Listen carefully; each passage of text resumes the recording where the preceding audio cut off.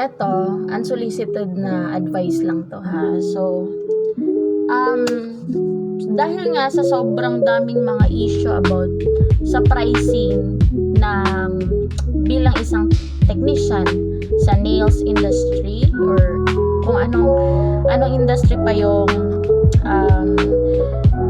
bilong po tayo. Okay? Okay. While I'm doing my makeup, mag-discuss tayo about sa so-called na parang hint para nang sa ganun makatulong po to sa lahat para hindi po natin pagkakaisahan pagdating po yung pagpipresyo. Okay? Based on my experience lang naman to, I don't think kung gagana po siya sa inyo. Okay? Hindi naman to sa lahat. Okay? But kung sakali mang may apply mo siya at makatulong siya para sa'yo, you better do it right away. Kasi hindi lang naman sa kung ano yung needs natin sa araw-araw. Pero if you have a kind of a person na kayang i-assist ka sa kung ano din yung natutunan ko, 'di ba? I-try mo lang. Anyway, sa pagpa-pricing kasi, okay, merong category kasi akong tinitingnan dyan.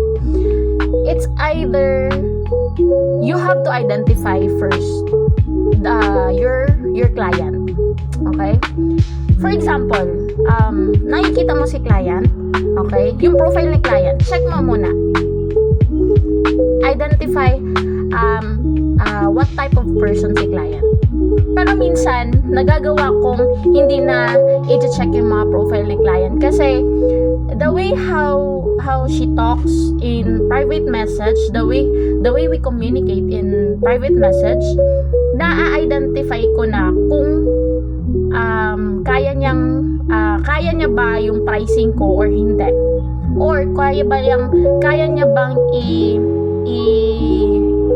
tawag dito, i-fetch yung ganong estilo ko ng pagpapresyo. It's depend on how we communicate each other sa private message. Yan yung mga basic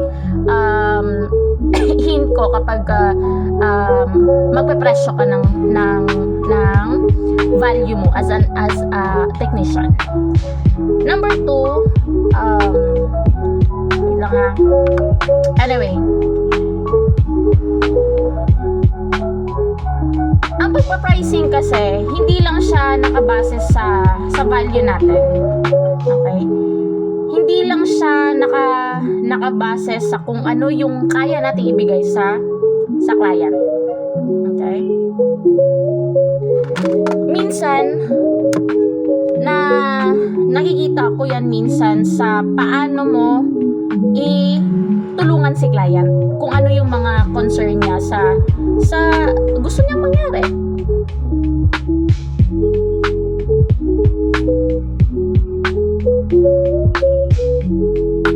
Okay? Tama ba yung placement ko? Anyway.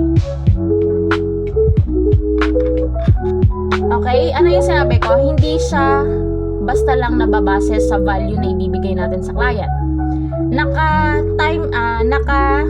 Depende din siya kung paano mo siya i-position yung value mo para ibigay yung presyo na para sa kanya. Okay? Nagigets mo ba? Okay. Kung hindi mo pa nagigets, wait lang. Ikabit muna natin yung isang contact lens ko. Minsan yung contact lens ko, chine-check ko kung medyo blurry ba yung sa gitna. Kasi kapag blurry kasi yung gitna, hindi ko siya susuotin kasi naiiyak ako as in. Okay? Ang color pala ng contact lens ko, if you don't mind me asking, okay? Ano siya? Parang siyang brown, coffee brown siya. Parang gano'n.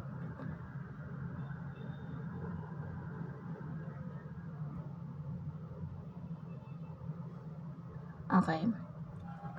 Ngayon, Okay, nag-usap na kayo ni client. So, paano ba talaga ang tamang pag-position ng pricing based sa value na binibigay natin? Una sa lahat, okay, nag-usap na kayo ni client. Unawain mo muna kung ano yung gusto niyang mangyari. For example, nag-send siya ng inspo niya. Okay? Nagtanong siya kung magkano. Okay? Ano yung dapat, ano minsan yung sinasabi natin sa client? Ganito yung presyo niya, ma'am. Ganito. Ngayon, there are chances na it's either they gonna deal on it, yung pricing niya, or hindi. Okay? So, paano mo makukonvince si client na kakagatin niya yung presyo na hindi bababa yung value natin as technician? Okay. Ang pwede ko lang i-suggest dito, okay? Try to position ng maigi. Always think about na kung ikaw technician, magaling ka, once and for all, magaling ka, maayos yung retention mo, maayos, kaya mong gawin yung gusto ni client. Okay? Na inspo. Okay? Let's just say, nag-i-start ka lang as beginner ka. Whatever may come, beginner ka or what, pero once yung value na ibibigay mo is kaya mo, like 80% to 100%, i-pitch mo na directly yung gusto mong mangyari. Hindi sa natatakot ka. Huwag kang matakot. Ako na yung nagsasabi, huwag kang matatakot. Kasi, ang client, majority of them, they gonna pay based on how we value them in return. Nagigets mo?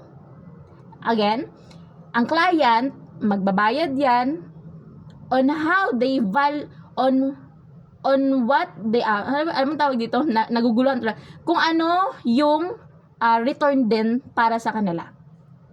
Majority on that.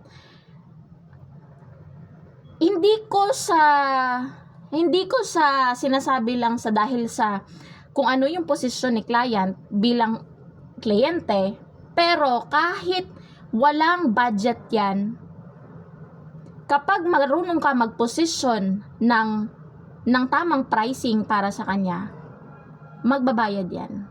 Pag-iipunan yan. Kung alam niya na ikaw yung gusto niyang pipiliin as technician.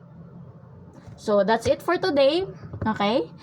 Next topic natin, I'm gonna do it by part 2. So, please follow me. Thank you. Kung marami kang natututunan, okay. See you next time.